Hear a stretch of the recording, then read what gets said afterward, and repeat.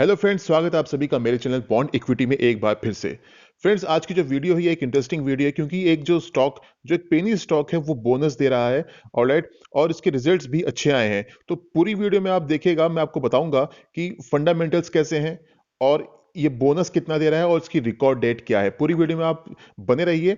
Alright, इस channel पे मैं आपको हर तरह की वीडियो स्टॉक मार्केट से जुड़ी हुई बना के देता हूं और कुछ इस वीडियोस ऐसी देता हूं जिसमें आपको मुझे लगता है कि टारगेट्स बहुत जल्दी आने की संभावना है, तो उस तरह की वीडियोस भी मैं बनाता हूं। ब्रेकआउट वीडियोस मैंने कुछ बनाई है, उसको आप देख सकते हैं, डिस्क्रिप्शन में मैं डाल दूंगा, उसको देख सकते हैं। ऑलराइट, और भी तरह की वीडियोस है, अगर आपने सब्सक्राइब ना किया तो आप सब्सक्राइब कर लें ताकि आपको वो इंटरेस्टिंग वीडियोस आसानी से प्राप्त हो जाएं। ऑलराइट फ्रेंड्स, तो आगे बढ़ेंगे इस वीडियो में और इस स्टॉक के बारे में हम डीपली डिस्कस करेंगे फटाफट, ताकि आपको ये जानकारी जल्दी से मिल जाए। चलिए आगे बढ़ते हैं। हम शुरू करेंगे कंपाउंडेड सेल्स ग्रोथ से। तो आप देख सकते हैं 10 साल में 8% का कंपाउंडेड सेल्स ग्रोथ रहा है इसका, 5 साल में 7% का, 3 साल में 17% और टीटीएम यानी कि ट्रेलिंग 12 मंथ्स में -19% का इसका कंपाउंडेड सेल्स ग्रोथ रहा है। प्रॉफिट ग्रोथ की बात करें तो 10 साल में 8%, 5 साल में 30%, 3 साल में 29% और टीटीएम में यानी कि ट्रेलिंग 12 मंथ्स में -11% का कंपाउंडेड प्रॉफिट ग्रोथ इसकी रही है। और सीएजीआर की अगर हम बात करें तो स्टॉक का सीएजीआर जो रहा है 10 साल में -2%, 5 साल में 0%, 3 साल में -28% और 1 साल में 39% का सीएजीआर रहा है। अभी 1 साल में इसका सीएजीआर इंप्रूव हुआ है। और आरओई की अगर हम बात करते हैं तो 10 साल में 4%, 5 साल में 4%, 3 साल में 6% और लास्ट ईयर में भी 4% का इसका आरओई रहा है। देखिए, जिस स्टॉक की मैं बात कर रहा हूं उसका मार्केट कैपिटल 36.6 करोड़ का है। ये एक माइक्रो कैप कंपनी है, बहुत छोटी कंपनी है। ऑलराइट, और इसका जो पीई है वो 19.8 पे है, जो कि अच्छा पीई माना जाएगा। और बुक वैल्यू 16.9 है, वेरी गुड। और डिविडेंड यील्ड 1.03% की है। आरओसी इसका 6.56% है, ये भी अच्छा है। आरओई 4.11% का, ये भी अच्छा है। उतना अच्छा नहीं है बट एवरेज है इसका आरओई भी। फेस वैल्यू इसका 10 रुपए का है।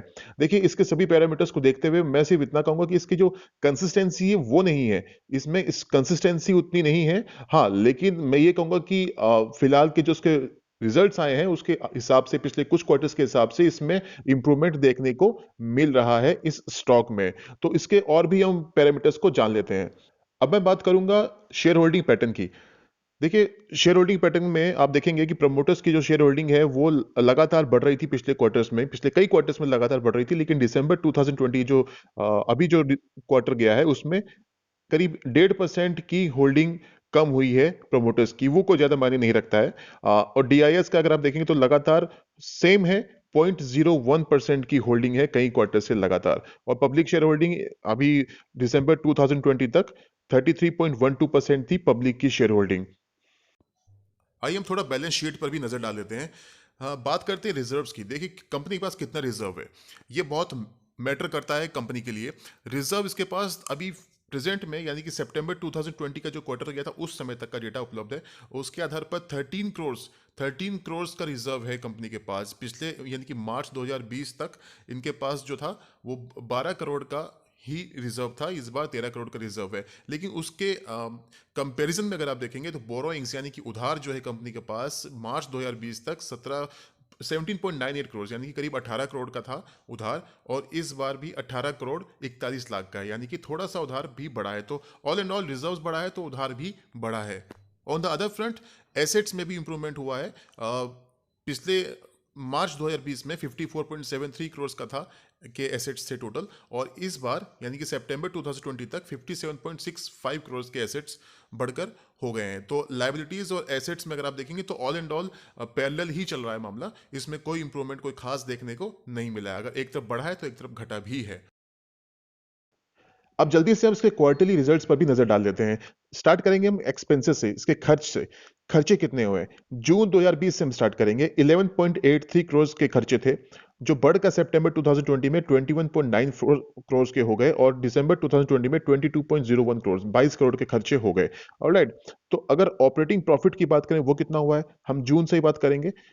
जून से इसलिए क्योंकि उसके पहले आप देखेंगे मार्च 2020 तक आप देखेंगे तो वो पिछला सेशन था, ऑलराइट, जून से नया सेशन स्टार्ट हुआ, तो हम इस साल के जो 3 क्वार्टर गुजरे हम उसकी बात कर रहे हैं। तो 0.99 करोड़ का ऑपरेटिंग प्रॉफिट हुआ जून 2020 में, 1.07 करोड़ का हुआ सितंबर 2020 में, और दिसंबर 2020 में बढ़ के हो गया 2.03 करोड़। ऑलराइट, तो एक्सपेंसेस बढ़े हैं तो ऑपरेटिंग प्रॉफिट भी बढ़ रहा है कंपनी का। ऑपरेटिंग प्रॉफिट मार्जिन अगर आप देखेंगे तो जून 2020 में 7.72% था, सितंबर 2020 में 4.65% और दिसंबर 2020 में 8.44% का ऑपरेटिंग प्रॉफिट मार्जिन हो गया।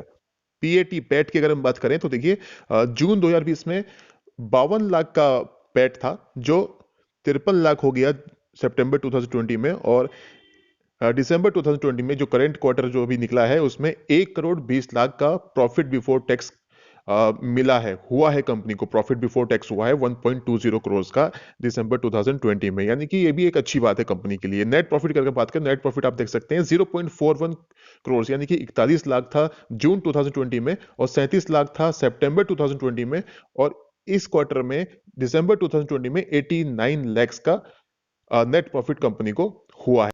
तो अब आप सोच रहे होंगे कि मैंने प्रॉफिट एंड लॉस बता दिया, क्वार्टरली रिजल्ट्स बता दिया, शेयर होल्डिंग पैटर्न बता दिया, मार्केट कैपिटल बता दिया, सब कुछ तो बता दिया, लेकिन अभी तक मैंने इस कंपनी का नाम नहीं बताया कि आखिर कंपनी कौन सी है और इस कंपनी ने बोनस दिया है। तो ये बोनस की बात मैंने अभी तक की क्यों नहीं? मैंने बोनस की बात इसलिए नहीं की क्योंकि अब मैं आपको उनके ऑफिशियल लेटर पर लेकर जा रहा हूं, जहां पर आपको यकीन हो जाएगा देखकर कि हाँ, ये कोई एक अटकल नहीं है, ये वाकई में एक सच्चाई है।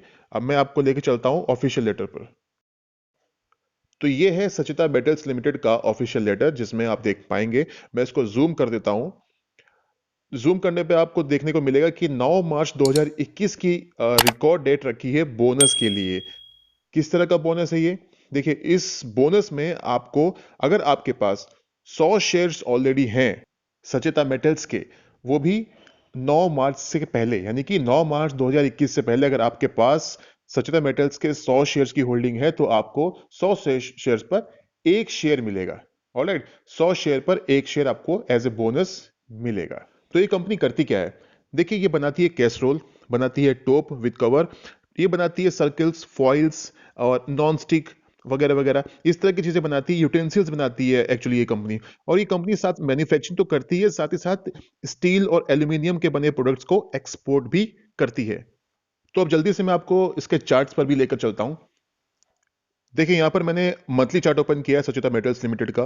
तो जैसा कि आप देख पा रहे हैं, 86.50 का हाई बनाया था इसने अक्टूबर 2010 में, ऑलराइट, और उसके बाद से इसमें लगातार गिरावट रही, उसके बाद यहाँ पे इसमें उछाल देखने को मिला, बीच में फिर गिरावट रही, और अभी ये जो करंट लेवल है उसका 19 रुपए के आसपास ट्रेड कर रहा है। मैं आपको इसके डेली चार्ट पर लेकर चलता हूँ। तो डेली चार्ट पर आप देखेंगे अभी इसका जो करंट प्राइस है, जो क्लोजिंग हुई है, वो 19.30 पर हुई है, ऑलराइट, और ये जो रेजिस्टेंस है इसका, यहाँ पर आप देखेंगे इसने 3 बार, यहाँ पर 4 बार, 1 2 3 4 4 बार इसने यहाँ पे टॉप बनाया, उसके बाद गिरावट रही, इसके ऊपर नहीं निकल पाया, फिर जो ऊपर निकला तो यहाँ पर आप देखेंगे जब क्रॉस किया इन चार चार टॉप्स को, तो उसके बाद इसमें एक अच्छी तेजी रही, फिर इसमें गिरावट आई, और जहां से इसने रेजिस्टेंस को तोड़ के ऊपर निकला था, उसी उसी लेवल को दोबारा तोड़ के नीचे आ गया। अब मुझे लगता है कि जो बोनस की खबर रही है, हो रही है, उसके आधार पर इसमें फिर एक तेजी बनने की संभावना लगती है, ऑलराइट, और इसके रिजल्ट भी दिसंबर में ठीक ठाक आए हैं, तो ऐसा लगता है कि इसमें एक कुछ तेजी और बन सकती है, इसमें संभावना लगती है मुझे। जैसे कि मैं आपको बताऊं, तो ये जो इसका जो रेजिस्टेंस है वो 18.85 यहाँ पर दिखाई पड़ रहा है, और यहाँ पर अगर आप देखेंगे 19 रुपीज, तो ऑलमोस्ट इसने इसको जस्ट अभी क्रॉस किया है यहाँ पर अपर सर्किट के साथ, 19.30 पर इसकी क्लोजिंग हुई है। तो अगर ये इसके ऊपर सस्टेन करता है मंडे के सेशन में, ऑलराइट, आज जो मैं वीडियो बना रहा हूँ, आज की तारीख है 13 फरवरी, ऑलराइट, तो 13 फरवरी यानी कि मंडे को, अभी 15 फेब को जो मार्केट ओपन होंगे तो आपको देखने को मिलेगा इसमें फिर से शायद अपर सर्किट लगे, या फिर तेजी देखने को मिल सकती है, अपर सर्किट ना भी लगे तो इसका जो नेक्स्ट टारगेट बन के आएगा, ऐसा मुझे लगता है कि इसके रिजल्ट्स के आधार पर एटलीस्ट पहला टारगेट इसका 20.5 का, यहाँ से करीब 1 रुपया 20 पैसे ऊपर का है, और अगर इसके ऊपर भी जाता है तो इसका नेक्स्ट टारगेट यही होगा 24.6, यानी कि 24 रुपए। आप 24 रुपए का टारगेट इसका मान के चल सकते हैं, ऐसा मुझे लगता है, अगर ये 19.30 के ऊपर निकल के ट्रेड करता है मंडे को तो, ऑलराइट। तो इस पे निगाह बनाए रखिए। अगर आप कोई भी पोजीशन इसमें लेते हैं, पोजीशन लेने से पहले आप अपने वित्तीय सलाहकार से, फाइनेंशियल एडवाइजर से संपर्क जरूर करें। मेरा उद्देश्य इस वीडियो को बनाने का सिर्फ आपको जानकारी देना मात्र है। ऑलराइट, तो अगर आपको वीडियो अच्छी लगी तो लाइक करके मोटिवेट कीजिएगा, सब्सक्राइब कीजिए अगर आपने सब्सक्राइब नहीं किया है, और शेयर कर डालिए अपने दोस्तों के साथ, और बेल आइकन को प्रेस करना ना भूलें। इस तरह की इंटरेस्टिंग वीडियोस मैं आपके लिए बनाता रहूंगा। और मेरी पिछली वीडियोस भी आप देखेंगे तो आपको उसमें देखने को मिलेगा कि ब्रेकआउट वीडियोस मैंने बनाई, जिसमें कई सारे स्टॉक्स थे जिसमें मैंने ब्रेकआउट बताया था कि ब्रेकआउट हुआ है, और वो ब्रेकआउट सक्सेसफुल भी रहे, और टारगेट्स बताए थे, टारगेट्स भी अचीव हो गए हैं। विद इन फ्यू डेज के अंदर वो टारगेट्स अचीव हो गए हैं। ऑलराइट, यानी कि आप ये मान सकते हैं 50% का टारगेट 3 दिन के अंदर आ गया, 25% का टारगेट 4 दिन के अंदर आ गया। तो इस तरह के 4-5 वीडियोस हैं जो मैंने बनाए थे और अभी हाल ही में बनाए हैं। उनका डिस्क्रिप्शन में आपको लिंक में डाल दूंगा, आप उसको जाके आप चेक कर सकते हैं, उनको वीडियोस को भी देख सकते हैं। तो अगर आपको अच्छा लगे तो उनको वीडियोस को देखें, उनको भी लाइक करें, और ये वीडियो अच्छी लगी तो उसको भी लाइक करके मुझे मोटिवेट जरूर कीजिएगा। तो फिर मिलेंगे नई वीडियोस में, तब तक के लिए अपना ख्याल रखिए। Bye bye.